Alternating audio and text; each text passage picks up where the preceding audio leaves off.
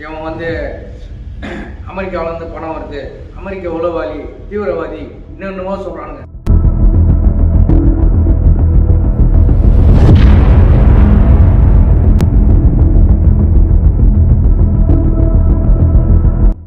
கால் மேலே கால் போட்டுன்னு என் கால் நான் கால் மேலே கால் போட்டுன்னு உட்கார்றதுக்கு ரஜினிகாந்த் படத்தில் சொல்கிற மாதிரி என்ன கேட்டான்.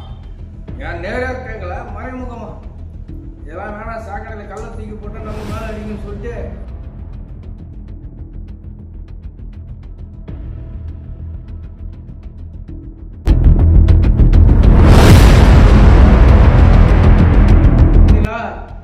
ஐயோ ரொம்ப மோசம். அவன் அதாவது நல்லா இருக்கணும்னு நினைக்க மாட்டான். ஒரு மரம் நல்லா செழிப்பாக இருந்ததுன்னா அந்த மரத்துக்கிட்ட போய் உட்காரலாம், நம்ம நிழலாக இருக்கணும் உட்காரணும்னு நினைப்பான். இந்த மனுஷன் தான் பாரு, ஐயோ மகா மட்டும்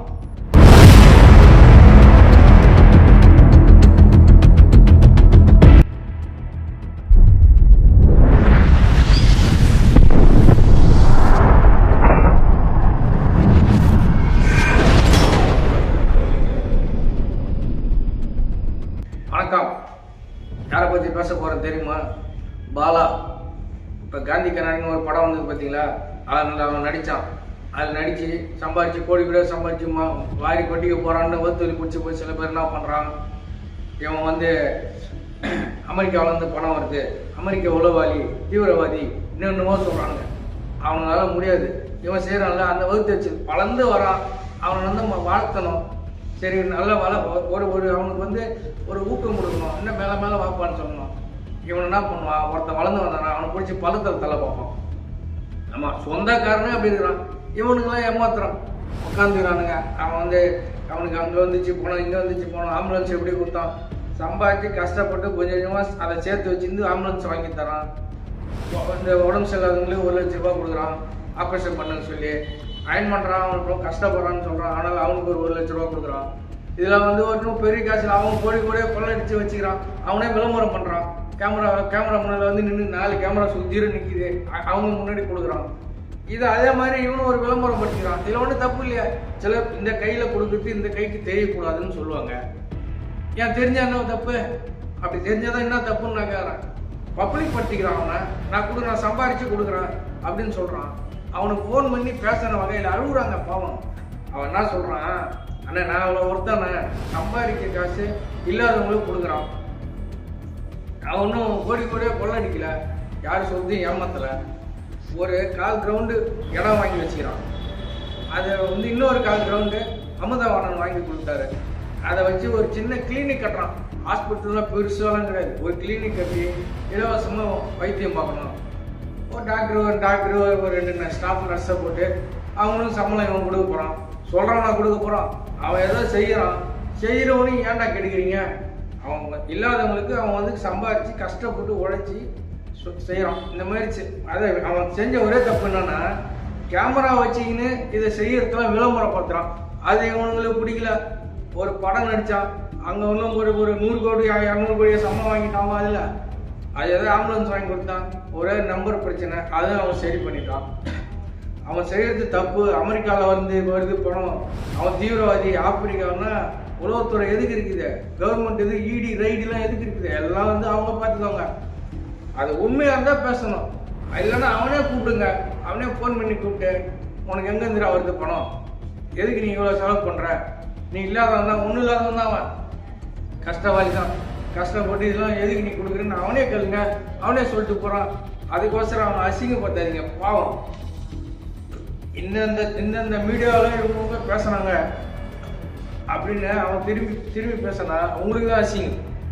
உங்கள் பேரெல்லாம் சொல்லி சொன்னால் உங்களுக்கு தான் அசிங்கம். என்னன்னு கேளுங்க. அவனை எப்படி வருது உனக்கு பணம், எவ்வளோ உனக்கு சம்பளம் தராங்க அப்படின்னு எல்லாம் வந்து உளவுத்துறை பார்த்துனே இருக்குது. எல்லாரையும் நான் பேசுறத கூட பார்த்துன்னு உளவுத்துறை என்ன பேசுகிறாங்க, ஏது பேசுகிறாங்க, எல்லாமே எதுவும் ஒன்றும் இப்போலாம் சாதாரணம் கிடையாது. பொதுமக்கள் எல்லாமே பார்த்துன்னு இருக்காங்க. எதை வேணா பேசிட்டு போக முடியாது. அதனால் பாவம் செய்கிறவனை ஏன் தடுக்கிறீங்கன்னு சொல்கிறேன் நான். இப்போ விஜயகாந்த், மரியாதைக்குரிய விஜயகாந்த் அந்த நடிகர் எல்லாத்துக்கும் சாப்பாடு போட்டார். இன்னமும் போட்டுங்கிறார். செத்து போய் போட்டுன்னு தான் இருக்கிறாங்க. எல்லாம் சாப்பிட்டு தான் இருக்காங்க. மண்டபத்தில் கோயம்பேட்டில் வரவங்க எல்லாம் அங்கே தான் சாப்பிட்றாங்க. மூட்டை தூக்குறவன், காய்கறி கடையில் வேலை செய்கிறவன், அங்கே இருக்கிற துப்புரவு பணியாளர் எல்லாருமே அண்ணன் விஜயகாந்த் மண்டபத்தில் தான் சாப்பிட்றாங்க. ஒரு நல்லதை பண்ணுறாரு, செத்தும் நல்லது பண்ணுறாரு. அவர் ஒரு தெய்வமாக நினச்சி அங்கே கும்பிட்டுருக்காங்க. அதெல்லாம் இப்போதான் வெளியே தெரியுது. இந்த பையன் பாலா வந்து முன்னாடியே விளம்பரப்படுத்திக்கிறான் அவனை. அது சில பேருக்கு பிடிக்கல. வன்மம் போறாம பொச்செடுப்பு எங்கடாயும் வந்துட போறான் அப்படின்னு. இப்போ என் வாழ்க்கையில நடந்தது நான் ஒன்று சொல்கிறேன் பாருங்க. நான் வந்து ஒரு நிறுவனத்தில் சம்பாரிச்சு கொஞ்சம் ஒரு மெயினில் ஒரு வீடு வாங்கி 3 மாடி கட்டிட்டேன். அது சில பேருக்கு பிடிக்கல. ஒத்துச்சு புதுசாங்க எல்ஐசி பில்டிங் மாதிரி 3 மாடி வீடு கட்டினேன், எங்கேருந்து வருது பணம் அப்படின்னு என்னையே மறைமுகமாக கேட்டான். கால் மேலே கால் போட்டுன்னு உட்காரோன்னா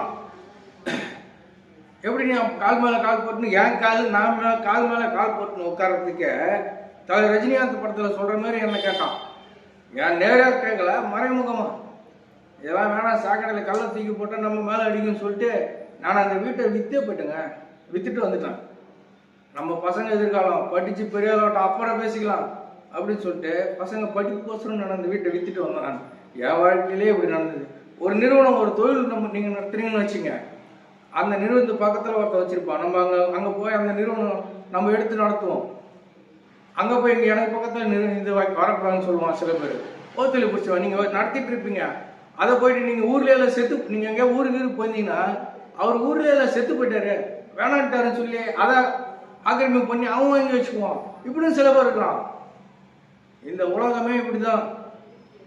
ஒருத்தன் நல்லா இருக்கக்கூடாது, நல்லா இருந்தா நம்ம கூட இருக்கணும்னு நம்ம குழி பறிப்பான். அதோட நம்ம சொந்தக்காரங்க பார்த்தீங்களா, ஐயோ ரொம்ப மோசம் அவன். அதாவது நல்லா இருக்கணும்னு நினைக்க மாட்டான். ஒரு மரம் நல்லா செழிப்பா இருந்ததுன்னா அந்த மரத்துக்கிட்ட போய் உட்காரலாம், நம்ம நிழலா இருக்குன்னு உட்காரணும்னு நினைப்பான். இந்த மனுஷன் மாதிரி ஐயோ மகா மட்டும் இவன் எப்போ சாவான், நம்ம எப்போ வரலாம்னு நினைப்போம். ஆமா, இந்த உலகத்துல பாலாவை தம்பி பாலா, நீங்க என்ன பண்றீங்க, இனிமேல் இந்த விளம்பரம் பண்ணாம எல்லாத்துக்கும் செய்யுங்க. ஆனா நீங்க செய்யறத மட்டும் நிறுத்தாதுங்க, கொடுத்துட்டே இருங்க. நீங்க சம்பாதிச்சு கொடுங்க. வீடியோ நீங்க வந்து கோடிக்கணக்கில் கொள்ள அடிச்சுன்னு செய்யல, எல்லாமே கரெக்டாக கவர்மெண்ட்டுக்கு சொல்லுங்க. எனக்கு இவ்வளோ வருது போதுன்னு ஒரு ஆடிட்டர் வச்சு கணக்கு எழுதி உங்களை கேட்குறாங்க அந்த முட்டாள் பசங்களுக்கு காமிங்க. நன்றி, வணக்கம்.